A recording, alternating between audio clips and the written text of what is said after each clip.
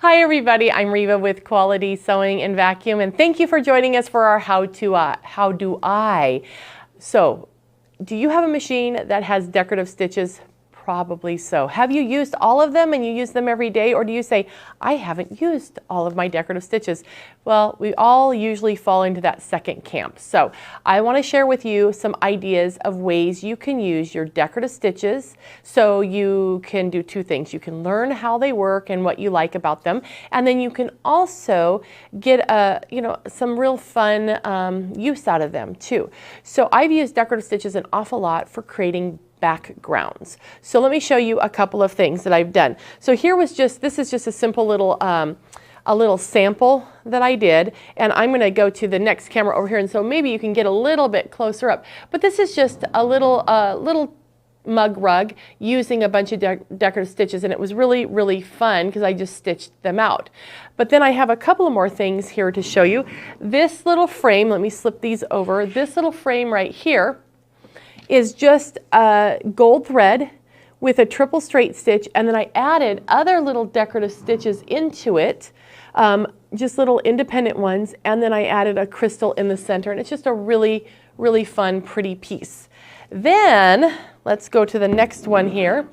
This one is a real fun little fabric tray, and this fabric tray, I used one of my favorite stitches from my machine. Has a little starburst in the middle of a grid, and you just keep stitching and you put them all together. And then this one, I actually used it for a base for machine embroidery, so you can do those things as well. On the piece that's right here, this is my most recent piece because this is a fun little picture of my son and his bride on their during the reception at their wedding. But I again used that one stitch to create that background for the mat here. So I used the same stitch that I used on here on this one, and it just gives a really nice touch, and it's really fun. Another idea that you can do, this is a much larger scale, in that it's a bigger grid, but this is just using the little star stitch, and then I threaded ribbon through it, and then this stitch is a cross stitch, and so that was really fun. And even the little flowers in the middle, those are just decorative stitches that I used there, and so is the crocheted fringe around the outer edge. Now, one of the projects that I wanted to share with you is the one that kind of brought it all to mind. I was reminiscing back on my neighbor's wedding, and our kids were in the wedding. And so this is the sweet little suit I made for my son when he was, notice he's much bigger in this picture than he is here. But this was really fun to make, and the vest has decorative stitches. So let me show you that. So the whole pattern here is simply a little it's not quite a plaid, but kind of a plaid that I use using the daisy stitch that almost every machine has. And I treated the fabric first, then made the vest. And my daughter's dress, which is just really sweet, you can see it has that same pattern on the front of the dress.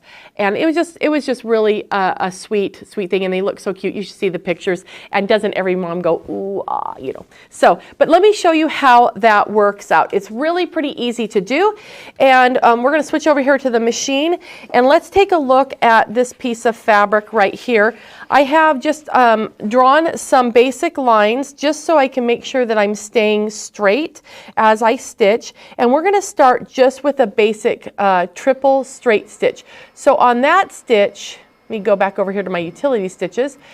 Just about every sewing machine has a basic triple straight stitch, and it goes forward, back, forward, forward, back, forward. So it gives you a nice build up of thread.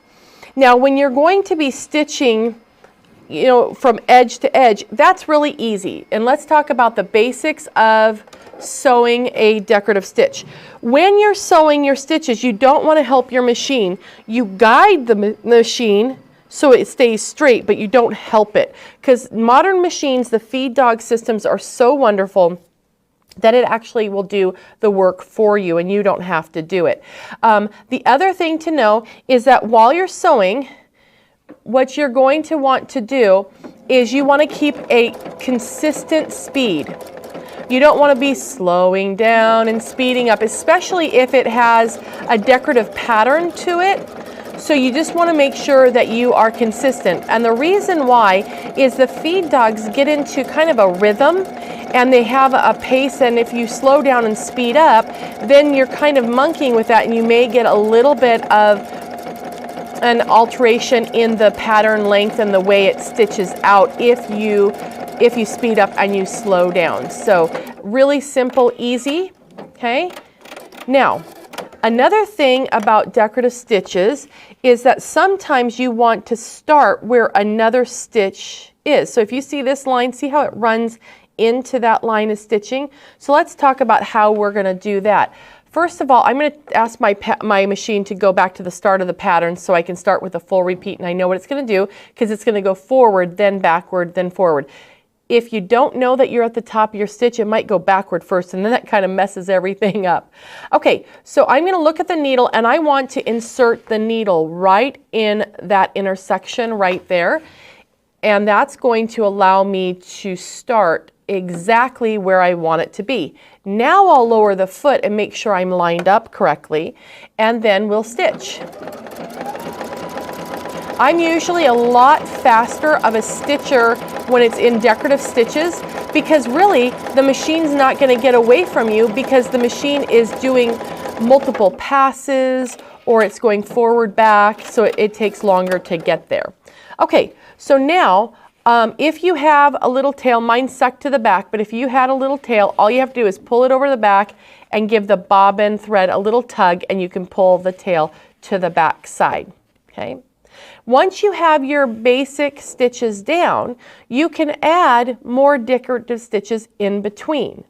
So you could choose to do a scroll pattern, lettering, whatever you want to do, and add in between. And when you do that, what you want to do is place your fabric and eyeball the distance on either side of your foot to make sure that you're staying in kind of in the straight. So if you were bowling, you want it to be a strike. You don't want to go in the gutter, right? Okay, so now let's take a look at another idea. And like I said, this is really fast and easy, so much fun. So if you have a print fabric that has a geometric print on it, go for it. Just use that. So right here, I'm using one of the it's a leaf with scrolls, and it's in my decorative stitches section, and it's this pattern right here. Just about every machine has a stitch that looks like that. So I want to show you, I did stop the pattern, and I want to show you how I'm going to stitch it out. But it stopped at the end, so now that we just chose it, I know that the next one is going to line up right there. So at that very little dot is where I'm going to insert the needle. So I'm going to do that first, so I get the needle in the exact spot I want it. Then I'm going to straighten up the fabric so it's going to sew straight, and I'm going to put my foot down. Now, if you have the ability to stitch with using a go button instead of your foot control, do that, because like I said, it's not going to get away from you, and then it's going to stay at consistent speed the entire time, so it's going to stitch out smoothly. And remember, you're not helping the fabric, you're just going to steer if it gets off the stitch. So I'm keeping my foot right in between those rows of stitching. It just so happened that this fabric was the perfect width of the foot. I lucked out there, didn't I? But it just really is really simple to stitch out. And then let me stop it and we'll cut the thread, and then I'll give you a look at that. So you just stay right in between the rows of stitches. And here, I don't know if you can see, but I have a little bit of a tail, so let me show you that. What I wanted to show you before, I'm just going to take the little bobbin thread and give it a pull, and then we can get that tail to the back side so you have nothing on the top. Really fun. Now this stitch, I'll give you a look here. It's the daisy stitch, another one of my favorite stitches. This is the one that I used on the fabric for the little vest and dress. I also use that, I use that all the time.